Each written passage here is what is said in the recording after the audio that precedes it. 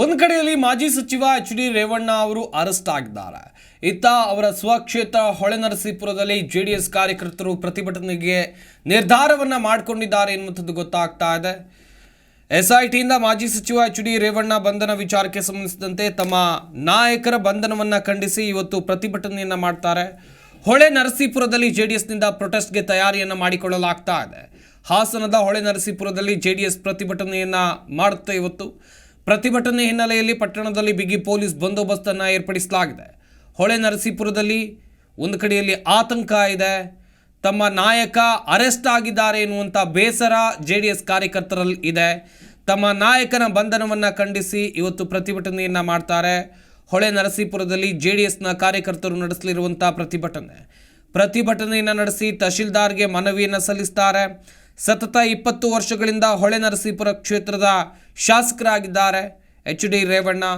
ಹೊಳೆ ನರಸೀಪುರದಿಂದ ಗೆದ್ದು ಸಚಿವರಾಗೂ ಕೂಡ ಕೆಲಸವನ್ನು ಮಾಡಿದ್ದಾರೆ. ಪುತ್ರನ ರಕ್ಷಣೆಗಂತೇಳಿ ಸಂತ್ರಸ್ತೆ ಮಹಿಳೆ ಅಪಹರಣ ಕೇಸ್ನಲ್ಲಿ ರೇವಣ್ಣ ಅರೆಸ್ಟ್ ಆಗಿರೋದು ಸದ್ಯ. ರೇವಣ್ಣ ಬಂಧನದಿಂದ ಆಘಾತ ಜೆಡಿಎಸ್ ಪಡೆಗೆ ಆಗಿದೆ. ಬಹಿರಂಗವಾಗಿ ಮುಕ್ತವಾಗಿ ಸಮರ್ಥನೆ ಮಾಡಿಕೊಳ್ಳಲಾಗದಂಥ ಒಂದು ರೀತಿ ಅಸಹಾಯಕ ಸ್ಥಿತಿಗೆ ಜೆಡಿಎಸ್ನ ಶಾಸಕರು ನಾಯಕರು ಎಲ್ಲರೂ ಕೂಡ ತಲುಪಿದ್ದಾರೆ. ಏನು ಸಮರ್ಥನೆ ಮಾಡಿಕೊಳ್ಬೇಕು, ಏನು ಬಿಡಬೇಕು ಎನ್ನುವಂಥದ್ದೇ ಅವರಿಗೆ ಗೊತ್ತಾಗ್ತಾ ಇಲ್ಲ. ಟೋಟಲಿ ಕನ್ಫ್ಯೂಷನ್ ಅಂತಾರಲ್ಲ, ಆ ಸ್ಥಿತಿಯಲ್ಲಿ ಸದ್ಯ ಜೆಡಿಎಸ್ನ ಕಾರ್ಯಕರ್ತರು ಇದ್ದಾರೆ. ಬಂಧನವನ್ನು ಖಂಡಿಸಿ ಹೊಳೆ ನರಸೀಪುರದಲ್ಲಿ ಪ್ರತಿಭಟನೆಗೆ ನಿರ್ಧಾರವನ್ನು ಮಾಡಿಕೊಂಡಿರೋದು. ಇನ್ನೇನು ಕೆಲವೇ ಕ್ಷಣಗಳಲ್ಲಿ ಪ್ರತಿಭಟನೆ ಶುರುವಾಗುತ್ತೆ. ತಮ್ಮ ಆಕ್ರೋಶವನ್ನು ವ್ಯಕ್ತಪಡಿಸ್ತಾರೆ. ತಮ್ಮ ನೆಚ್ಚಿನ ನಾಯಕ ಅರೆಸ್ಟ್ ಆಗಿರುವಂಥ ವಿಚಾರ ತಿಳಿತಾ ಇದ್ದಂತೆ ಈ ರೀತಿ ಏರ್ಪಾಡುಗಳನ್ನು ಜೆಡಿಎಸ್ನ ಕಾರ್ಯಕರ್ತರು ಮಾಡಿಕೊಂಡಿದ್ದಾರೆ. ಎಸ್ಐಟಿಯಿಂದ ರೇವಣ್ಣ ಅವರ ವಿಚಾರಣೆ, ನಿರಂತರ ವಿಚಾರಣೆ. ಇನ್ನೊಂದು ಕಡೆಯಲ್ಲಿ ಸಂತ್ರಸ್ತ ಮಹಿಳೆ ಅಪಹರಣ ಕೇಸ್ನಲ್ಲಿ ರೇವಣ್ಣ ಅರೆಸ್ಟ್ ಆಗಿದ್ದರು. ನಿನ್ನೆ 6:15 ಸುಮಾರಿಗೆ ರೇವಣ್ಣ ಅವರು ಸಲ್ಲಿಸಿದಂಥ ನಿರೀಕ್ಷಣಾ ಜಾಮೀನು ಅರ್ಜಿ ವಜಾ ಆಗ್ತಾ ಇದ್ದಂತೆ ಮಾಜಿ ಪ್ರಧಾನಿ ದೇವೇಗೌಡರ ಮನೆಯಲ್ಲಿ ಅವರ ಪುತ್ರ ಮಾಜಿ ಸಚಿವ ಎಚ್.ಡಿ. ರೇವಣ್ಣ ಅವರನ್ನು ಅರೆಸ್ಟ್ ಮಾಡಲಾಗುತ್ತೆ.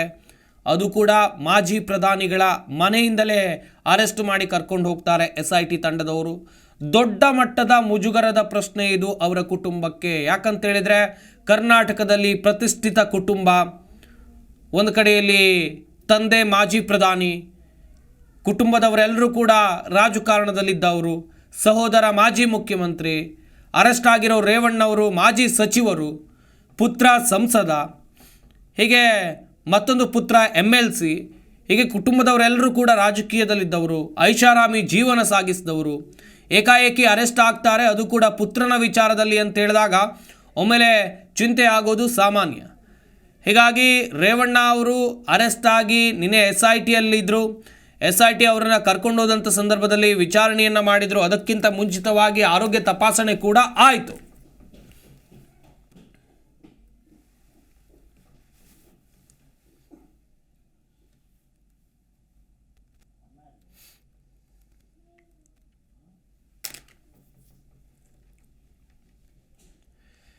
ಈ ಬಗ್ಗೆ ಇನ್ನಷ್ಟು ಮಾಹಿತಿಯನ್ನು ಕೊಡ್ತಾರೆ ನಮ್ಮ ಪ್ರತಿನಿಧಿ ಜನಾರ್ದನ್ ಹೆಬ್ಬಾರ್. ಲೈವ್ನಲ್ಲಿ ಜಾಯ್ನ್ ಆಗ್ತಾ ಇದ್ದಾರೆ. ಜನಾರ್ದನ್, ಒಂದು ಕಡೆಯಲ್ಲಿ ರೇವಣ್ಣ ಅವರಿಗೆ ನಿನ್ನೆಯಿಂದಲೂ ಕೂಡ ಚಿಂತೆ. ಪ್ರತಿಷ್ಠಿತ ಕುಟುಂಬ, ತಂದೆ ಮಾಜಿ ಪ್ರಧಾನಿ, ಕುಟುಂಬದವರೆಲ್ಲರೂ ಕೂಡ ರಾಜಕಾರಣದಲ್ಲಿದ್ದವರು.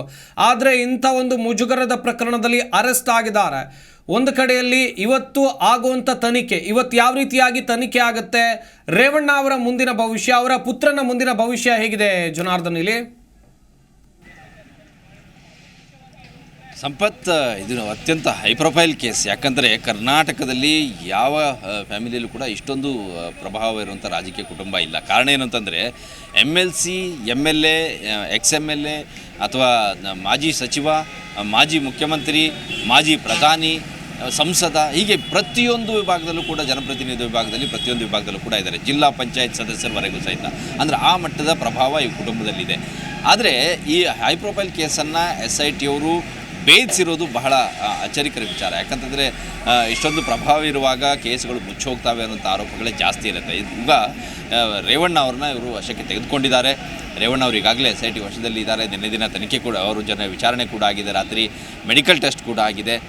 ಒಂದು ಹಂತದಲ್ಲಿ ಮೆಡಿಕಲ್ ಟೆಸ್ಟ್ನಲ್ಲಿ ಯಾವುದೇ ಸಮಸ್ಯೆ ಇಲ್ಲ ಅಂತ ಹೇಳಿದ್ರು. ಆದರೆ ಕೊನೆಯಲ್ಲಿ ECG ಮಾಡುವಾಗ ಸ್ವಲ್ಪ ವ್ಯತ್ಯಾಸ ಬಂದಿದೆ, ಅದು ಮತ್ತೊಮ್ಮೆ ಟೆಸ್ಟ್ ಮಾಡಬೇಕು ಅಂತ ಹೇಳಿದ್ದಾರೆ.